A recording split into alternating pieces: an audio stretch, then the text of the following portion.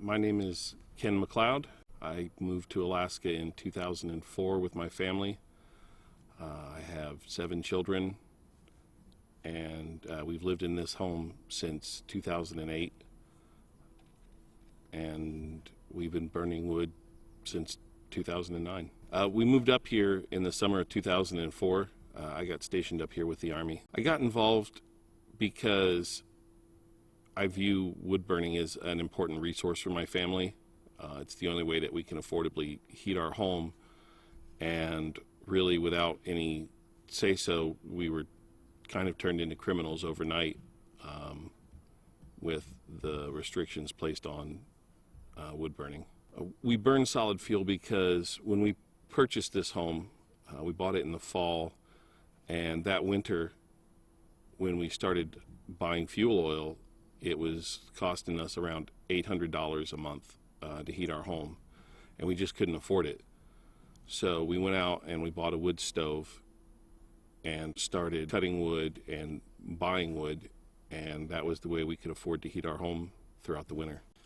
You know, one of the nicest things is we get up like Christmas morning, and first thing that happens is you put a couple more logs on the fire to get the fire going, to start to warm the house back up, and then sitting on the couch around the wood stove. You know, it's providing kind of the only light that early in the morning, and you know, we have our coffee and let the kids open their presents there in front of the wood stove. It just really makes it cozy.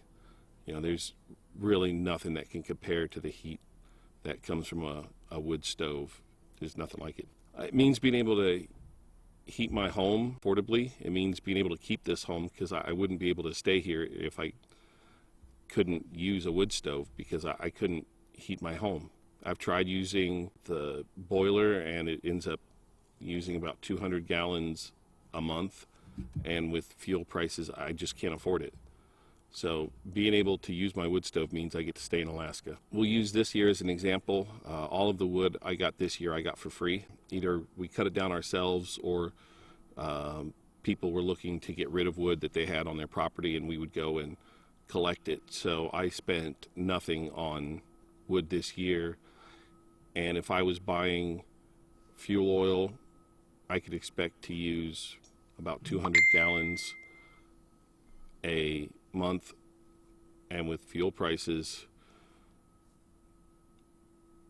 that's probably $700 a month, you know, for 6 months. So it saves me a lot.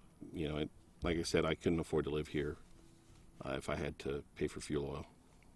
I became a criminal because I'm not going to jeopardize my family for a law that makes no sense.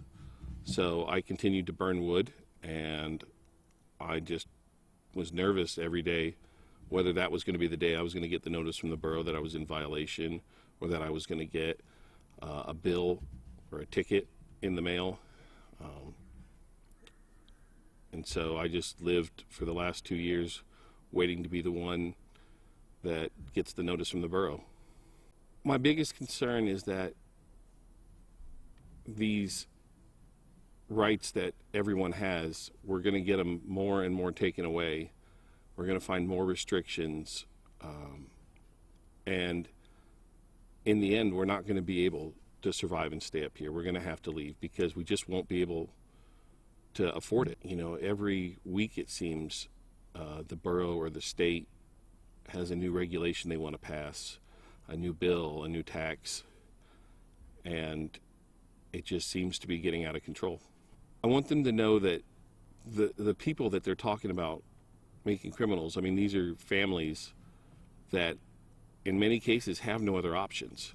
Families that have lived here for years, sometimes in their whole life, and this is all they have, and it's all they know how to do, and it's all they can afford. Passing a law or a regulation doesn't instantly make it so that families make more money so that they can afford to follow the regulations. That sometimes all regulations serve to do is to just create a new class of criminals.